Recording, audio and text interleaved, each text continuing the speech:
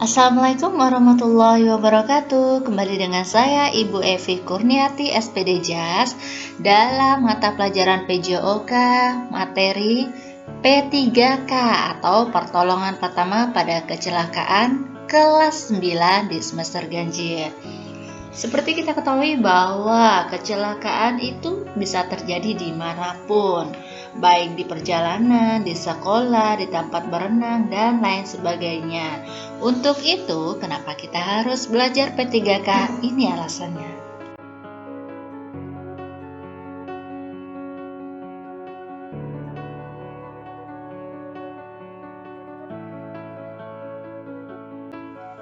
Kompetensi dasar pada pembelajaran hari ini adalah 3.9, yaitu memahami tindakan P3K pada kejadian darurat, baik pada diri sendiri maupun orang lain.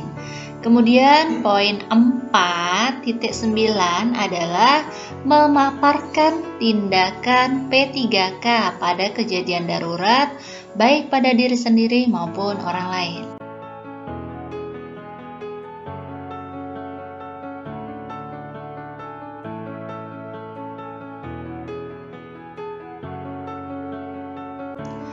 Tujuan pembelajaran pada materi ini adalah yang pertama, peserta didik mampu menyebutkan peralatan dan obat-obatan yang diperlukan dalam tindakan P3K dengan cepat. Kemudian yang kedua adalah peserta didik mampu menjelaskan langkah-langkah pertolongan korban kecelakaan dengan runtut. Dan yang terakhir adalah peserta didik mampu memperagakan tindakan P3K pada setiap kejadian darurat dengan benar.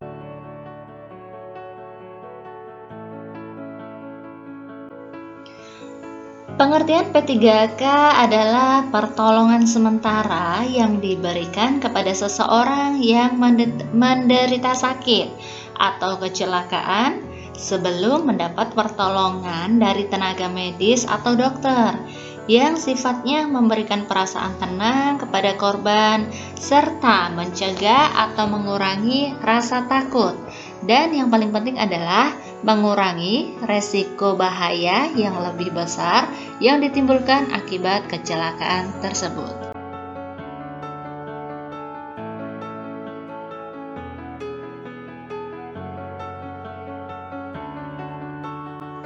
Seperti kita ketahui bahwa kecelakaan bisa terjadi dimanapun.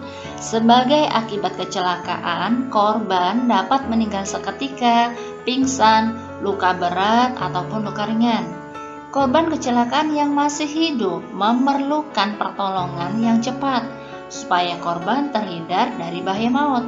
Disinilah letak fungsi pertolongan pertama. Sebelum tenaga medis datang, bila dilakukan dengan benar, pertolongan pertama pada kecelakaan dapat menolong jiwa seseorang. Tetapi, bila dilakukan dengan salah, bahkan dapat membahayakan jiwa korban. Untuk itu ada beberapa hal tindakan-tindakan yang harus dilakukan dalam memberikan pertolongan pertama. Yang pertama, memanggil orang dewasa yang ada di sekitar kejadian, itu bila memungkinkan ya. Kemudian yang kedua, panggillah dokter atau petugas medis secepat mungkin. Dan yang terakhir adalah hentikan pendarahan.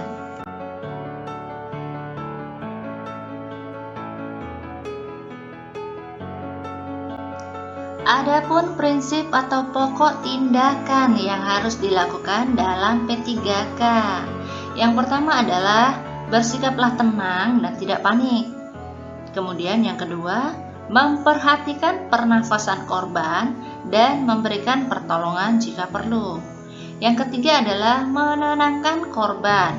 Jika terdapat luka, penolong harus berusaha agar korban tidak melihatnya. Berikutnya adalah tidak memindahkan atau menggeser korban sebelum mengetahui tingkat cedera yang dialami.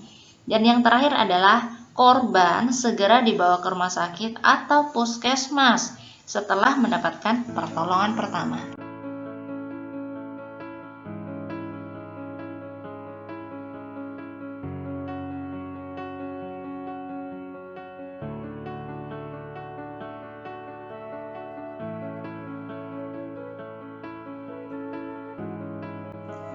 Peralatan P3K yang sering kita jumpai baik di rumah maupun di sekolah ataupun di tempat fasilitas kesehatan.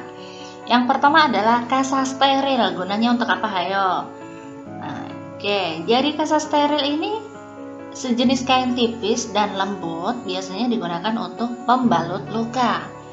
Kemudian berikutnya adalah plester. Nah, ini digunakan untuk merekatkan kain kasa yang tadi kan, untuk penutup agar tidak terlepas.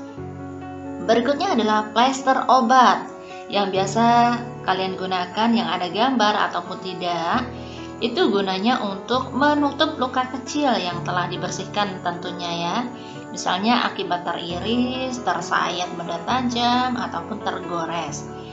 Berikutnya adalah kapas. Ini digunakan untuk membersihkan luka atau mengoleskan obat. Berikutnya adalah gunting. Nah, ini digunakan untuk menggunting perban ataupun plester tadi ya. Pastikan gunting perban adalah tahan karat.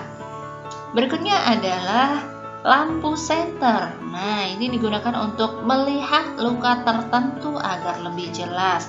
Misalnya suatu benda yang masuk ke telinga atau melihat benda yang sangat kecil di dalam luka.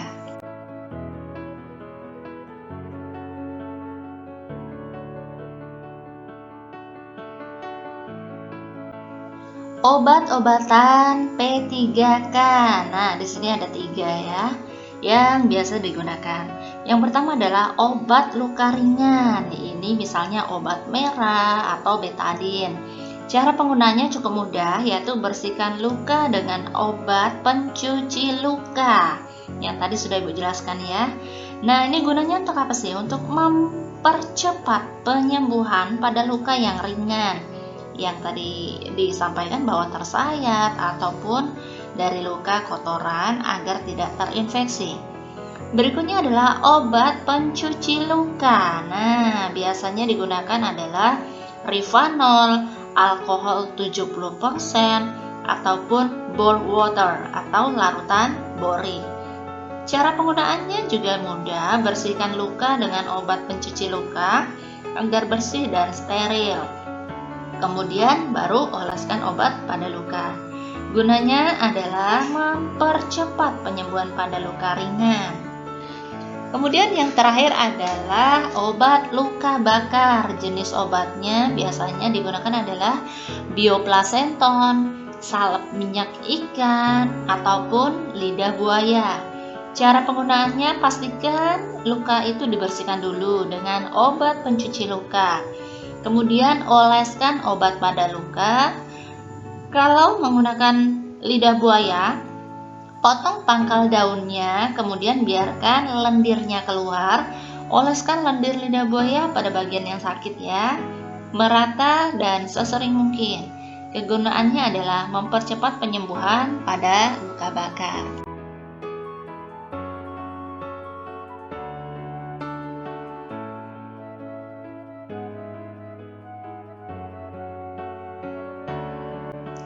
Langkah-langkah dalam melakukan P3K. Yang pertama adalah lakukan dengan cekatan, cepat, tepat, dan tetap tenang. Nah, ini karena biasanya P3K itu berpacu dengan waktu untuk menyelamatkan korban tentunya. Berikutnya adalah jauhkan korban dari sumber kecelakaan. Ini adalah untuk mencegah terjadinya kecelakaan ulang yang dapat memperparah kondisi korban. Selain itu, penolong dapat lebih fokus menangani korban ketika sudah dipindahkan ke tempat yang lebih aman. Berikutnya adalah pastikan korban dapat bernafas dengan lancar. Ini bisa dicoba dengan cermin atau logam yang diletakkan di depan hidung atau mulut. Jika cermin itu berkabut, maka pernafasan korban itu adalah lancar dan bagus. Cara berikutnya adalah hentikan pendarahan. Pendarahan pada pembuluh nadi mengancam nyawa korban apabila tidak segera ditangani dalam waktu 3-5 menit. Berikutnya adalah telentangkan tubuh korban dan posisikan kepala lebih rendah dari anggota tubuh lainnya. Ini bisa dilakukan posisi korban ditelungkupkan jika korban muntah-muntah dalam keadaan setengah sadar. Kenapa dilakukan seperti ini? Tujuannya adalah supaya korban ini tidak tersedak muntahan, darah, ataupun air dalam paru-parunya. Jika korban itu mengalami sesak napas, bisa diposisikan setengah duduk. Ini pun jika keadaannya sadar.